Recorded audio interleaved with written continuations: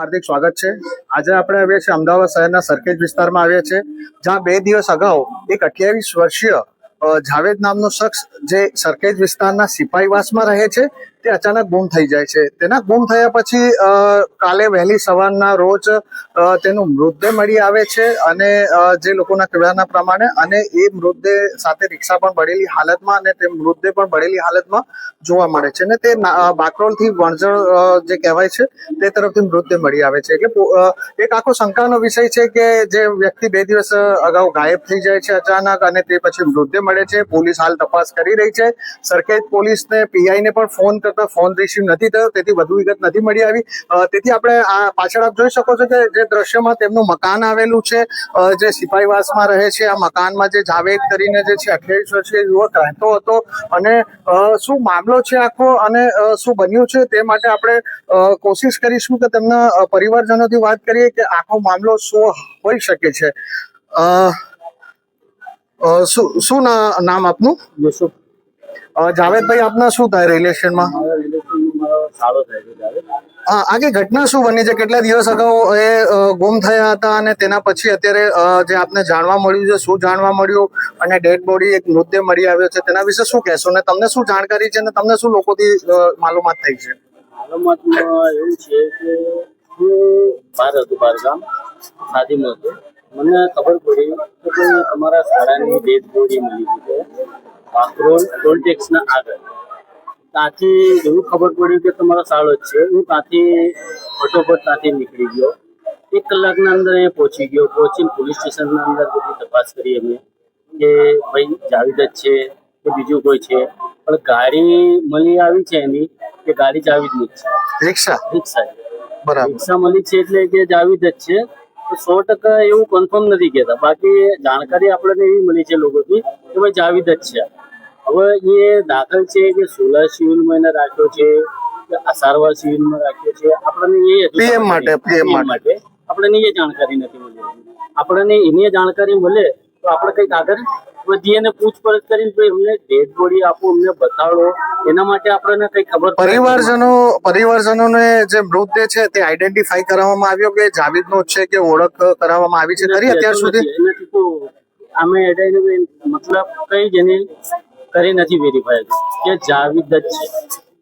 આપણને હજુ એવું કોઈ જ વિષય હતું એમને કીધું જ નથી। એટલે રિક્ષા જાવેદની હતી તેના પરથી આપ કહી શકો છો? અને પોલીસ દ્વારા શું કહેવામાં આવ્યું છે, શું જણાવવામાં આવ્યું છે સરખેજ પોલીસ દ્વારા? ખાસ સરખેજ પોલીસ દ્વારા જણાવવામાં આવ્યું છે કે ભાઈ આ 70-80% જાવેદ જ છે, બરોબર। કન્ફર્મ અમે બધું નથી કહી શકતા કે પીએમ કરાવવાનું છે, એનું ડીએનએ રિપોર્ટ ને બધું કરાવશે પછી જ બોલે કહી શકીએ છીએ। બાકી પોલીસની કામગીરી સારી છે કે એમને બધી તપાસ હાથમાં લઈ લીધી છે। અમુકની જાણકારી જેવી રીતે મળતી જાય છે, એમને પ્રભુત્વાઈ જાય છે।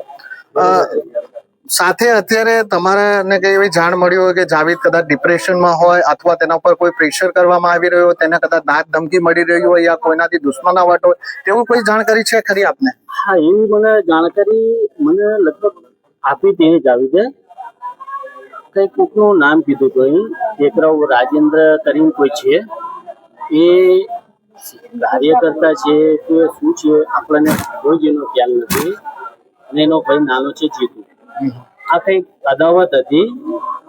મને એવું કીધું હતું બોલે ભાઈજાન આ લોકો મને બોલે મારી નાખશે ગમે તાણે, આવું બધી ધમકી આપતો રહે છે જાણો હોય તાણે। મેં કીધું એવું કઈ નથી, આપણે એવું લાગે તો એના સંગત વાત કરી લેશું બેસીને। પછી એના પછી બધું કમ્પ્લીટ ચાલવા માંડ્યું કે મારા સંગત બધું કમ્પ્લીટ થઈ ગયું છે।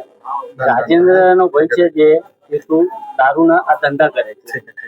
આ અદાવત છે દારૂની કે આ કઈક જાવેદ કદાચ છે ને એમના ધંધામાં ઇન્વોલ્વ હોય, કદાચ છે ને એમને કોઈ અંદર અનબન બન્યું હોય, એના હિસાબથી કઈક જાવેદને મારવામાં આવ્યો હોય, એવો કઈક બનાવ બની શકે છે। અને કદાચ આ બનાવ બને તો આ બેને એવી સજા આપે સરકાર।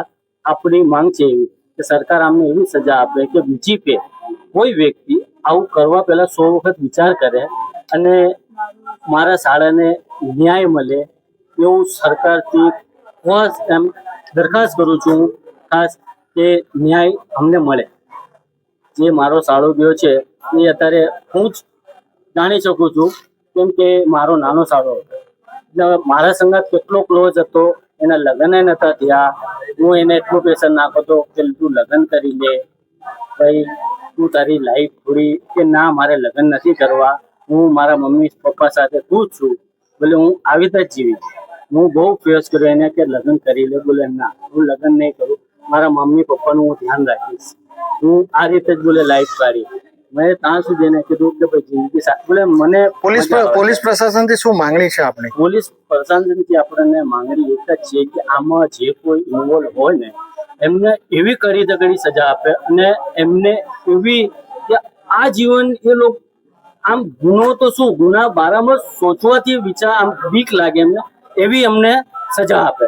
અને અમને અગર એ નીકળી જાય તો ફાંસીની સજા જ આપે એવી દરખાસ્ત છે અમને સરકારથી. અને પોલીસ પ્રશાસન કામગીરી બહુ સારી છે અત્યારે, અને એ લોકો બધા કામગીરીમાં લાગી ગયા છે. એમની ટીમ બધી જ જગા આ લોકોને શોધ કરવા, એ ફરાર થઈ ગયા છે, ક્યાં છે કે ક્યાં નહીં, એમની સારી અત્યારે બધાની પ્રોસેસ ચાલી રહી છે. હમણાં જ અમને એક મેસેજ મળ્યા છે કે આરોપી કદાચ પકડાઈ ગયેલા છે અને પોલીસની કામગીરી સારી થઈ છે અને થોડા સમયમાં એટલે તેમની જાહેરાત પણ કરવામાં આવશે. જો અગર પકડાઈ ગયા હોય એની જાણકારી જો કદાચ મળે તો જાણકારી અમને થાય તો અમે જણાવશું.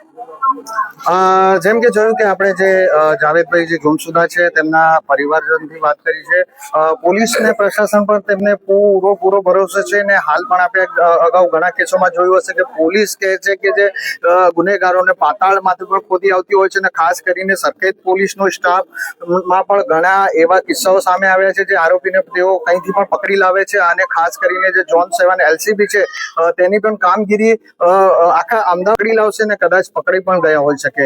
મુંજ ગુજરાતની સમાચાર, આસિફ ખાન પઠાણ.